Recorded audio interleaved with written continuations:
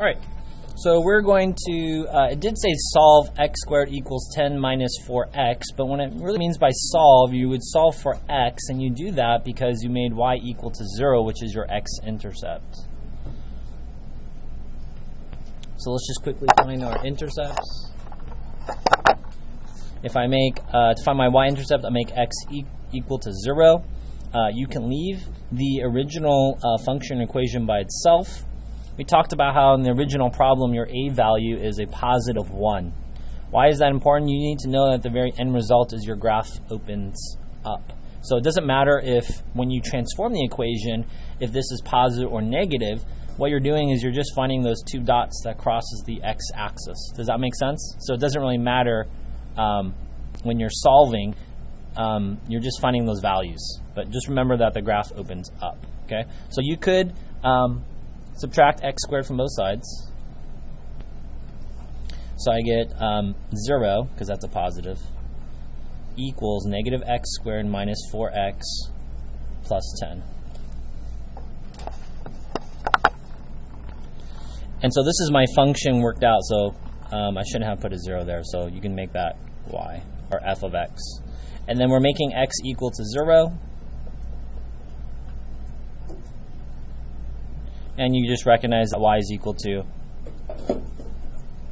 what does it cost? 10. Raise your hand if you got that. So our order pair is 0, 10. That should be the easy one, right? Remember, put your finger on the y-intercept on the equation. It's just the constant. It's just the number. Does that make sense? Okay, x-intercept. You can work with any equation that you worked with. So again, if you have everything, if you have something like x squared plus 4x minus 10, it's still the same. So I'm going to just write down the original equation. I'm going to try the easiest way of solving quadratics, but it may not work. Factoring. A times c is negative 10. B value is negative 4. The factors of 10 are 10 and 1. 5 and 2. If I multiply any of those, I get negative 10, but I need two numbers that will also add to be negative 4. Do any of these combinations work? No, so it's not factorable. You don't write prime and then you stop the problem. It just means you can't factor it. Does that make sense? So we can use the quadratic formula. Everyone say, write down the formula. Write it on your formula sheet. X equals negative b plus or minus what?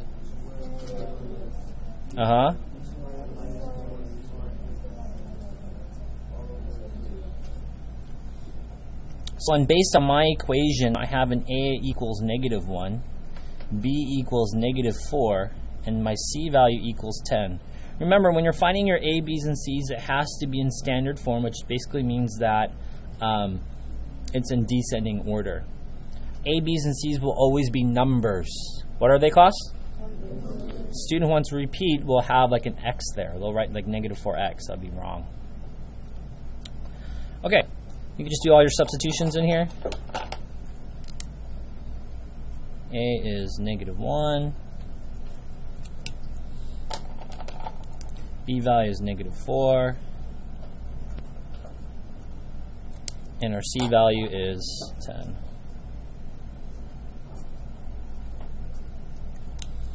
So I always write down the formula. Now I'm going to do the substitution. If you're used to doing this, like you just substitute it all in, no formula, this at least tells me where you're at. Because you could have written down the formula wrong and then you kind of like do the problem wrong. X equals opposite of a B value, which is negative 4. So make sure you have that negative sign on the outside, then plus or minus. I'm using parentheses for my substitution. The minus sign, the 4, A value is negative 1, and my C value is 10. All over 2 times negative 1.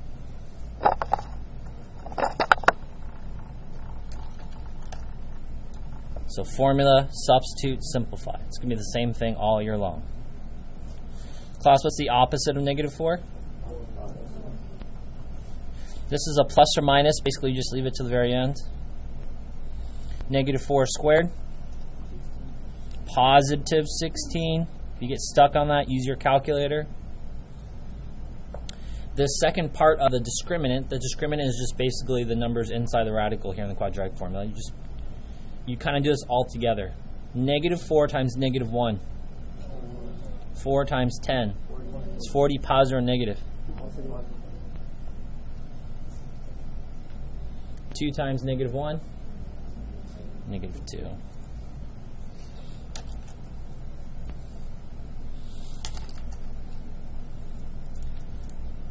X equals 4 plus or minus 16 plus 40.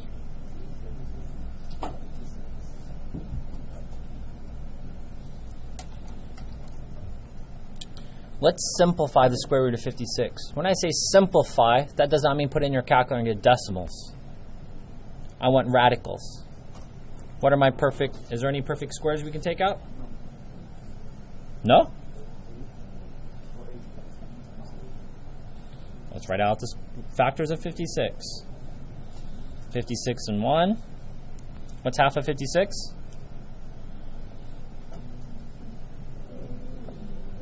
Okay. Anything else? Can 3 go in there? How about 4?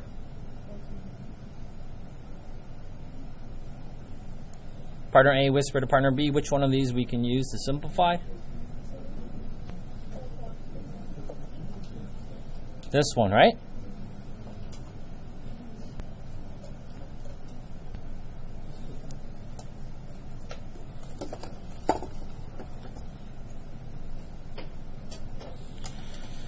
Class, what's the square root of 4? So the 2 is going to come here on the outside to the left of the radical. X equals 4 plus or minus 2 radical 14 over negative 2. If you look at all the coefficients, 4, 2, and negative 2, what do you notice? They're all even, so I can factor out a 2. 2 times 2 plus or minus radical 14 over 2 times negative 1. Remember, if you don't understand factoring, you can always distribute. Class, what's 2 times 2? What's 2 times radical 14? 2 radical 14. Do you see that? So I'm basically pulling out a greatest common factor. I did a greatest common factor here. Why did I do that? So I cancel out my 2's. Let's pick a different color. What are we left with? X equals 2 plus or minus radical 14 over negative 1. Okay, this is where I would now split them. Let's go up here. We're running out of space. See what happens when you run out of space? We can go over here too. So I have x equals 2 plus or minus radical 14 over negative 1.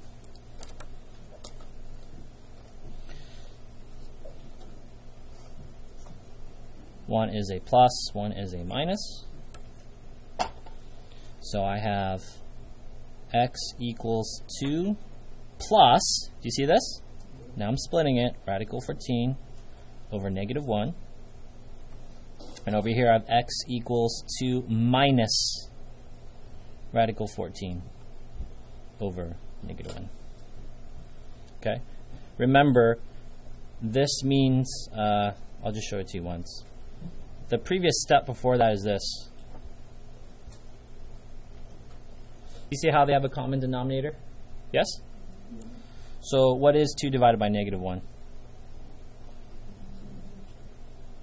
And what is positive radical 14 divided by negative 1? Negative radical 14. Yes? Over here you do the same thing. You'll get what? 2 divided by negative 1. And then negative radical 14 divided by negative 1. Positive radical 14. Okay, let's not lose sight of what this is.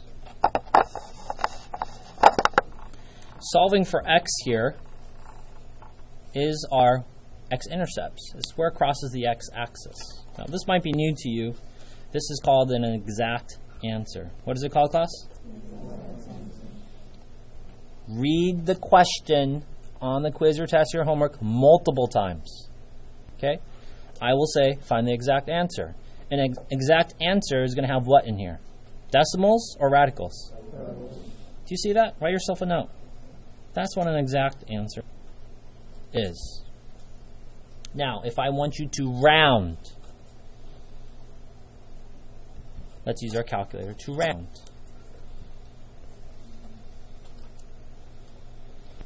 I have an old graph from yesterday, so I'm going to go to the home screen. How do I get there? I'm going to press second mode to quit. A bunch of stuff in there. I'm going to press clear. Now I'm going to type that in. Remember, the negative button is here. Sorry, you can't see that. Negative. That's subtraction. See the difference? So I'm going to press -2 minus.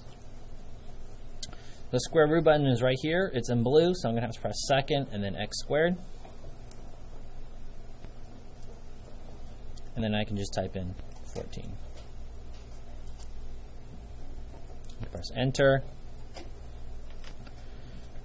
Let's just say I say round to nearest. Let's say 100th.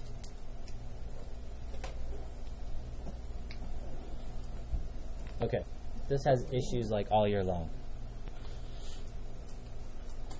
Class, the -5 represents the what place? The ones place. To the right of the decimal, that represents the tenths. The next one represents the hundredths. To round to the nearest hundredths, I have to look at the thousandths. This number, is it 0, 1, 2, 3, or 4? Or 5, 6, 7, 8, 9? So what does that mean for the hundredths? Stays. -5.74. This is in a rounded answer to the nearest hundredths. I don't have a lisp. I'm trying to make a point. A point? Ha ha ha. You know. Now, in your calculator, there's a way of copying and pasting. You press second, enter. Because that what it does is going to repeat the entry. So watch what happens. Second, enter. Why did I do that? Now I can just go and change the plus sign. Class, what is that to the nearest hundredths?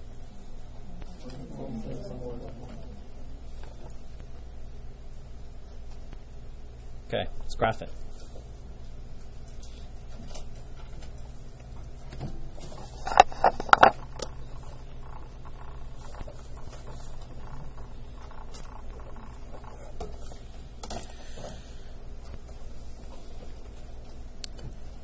Question.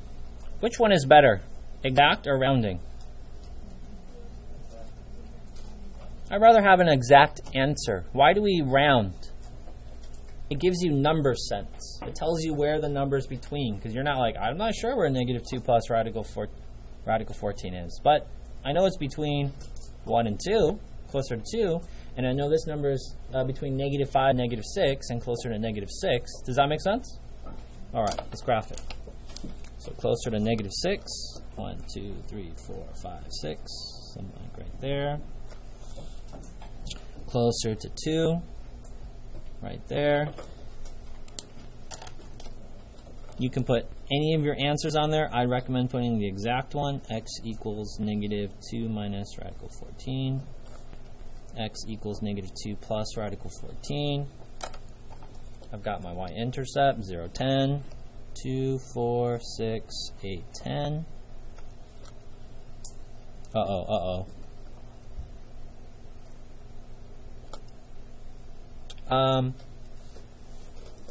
talk to your partner why this point here is wrong.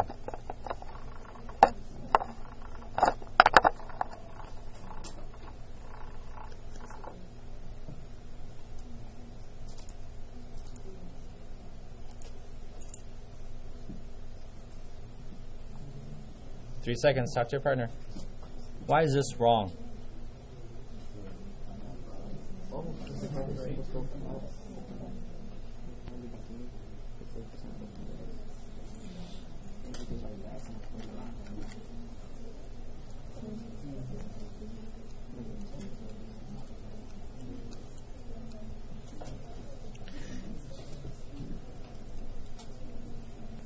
All right, so this is where math, you're just thinking. It's not just like doing something, plug and chug. You have to really think about it. In the original problem, it says x squared equals 10 minus 4x.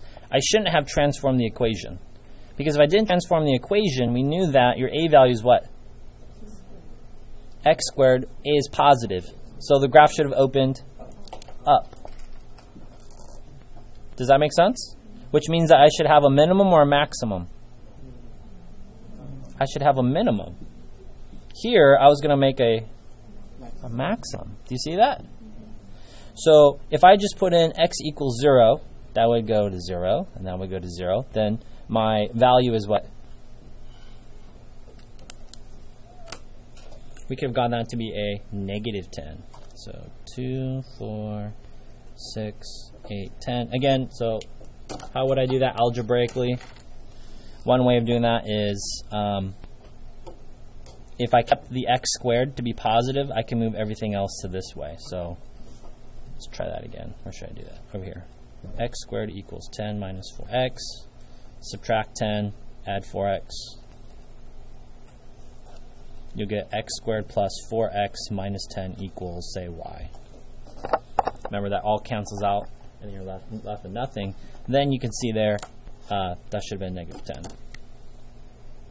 Do you see how all the puzzle pieces fit together? You can't just do a bunch of stuff. That's where it's like, oh, I should have checked that, right? All right, let's sketch our graph. Remember, you can think of the midpoint between those 2 points. I'm kind of estimating 2, 4, 6. Maybe that's 2, so that's a distance of 8. Half of 8 is 4, so 2, 4. So from here, this would be 2, 4, right? I'm just going to draw an arbitrary line from an axis of symmetry. That folds our taco, our parabola in half. I would recommend sketching with a pencil. Remember, I know that the minimum is going to go lower than my y-intercept. And if you don't know that, you can use your graphing calculator, or you can use x equals negative b over 2a to find your x value. Plug that into our calculator. Okay, so what would you put into your calculator? I'd recommend using the one that showed us that our y-intercept was negative 10. Let's put that into your calculator, clear it. Remember, my trick for x squared is xx plus 4x minus 10. I'm going to press zoom 6. Okay, this is good. This is good. This is going to lead into Friday's lesson. It's off the graph. You see it? I can't find my vertex, so there's a couple of things. If you press zoom, this is not great. You got to get better than this. If you just press zoom out, and you press out, it just keeps making our graph smaller, but doesn't really give us the details we need. So eventually we're going to learn how to change the windows. You're going to have to custom make the x and y axes to make a nice picture. But for now, just zoom out. And then I'm going to go second trace, or calculate. What am I calculating? What is this called? Minimum. Let's calculate it. To the left, to the left. To the right, to the right.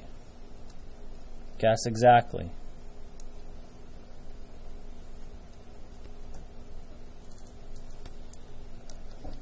that is x equals negative 1.99 and negative 14.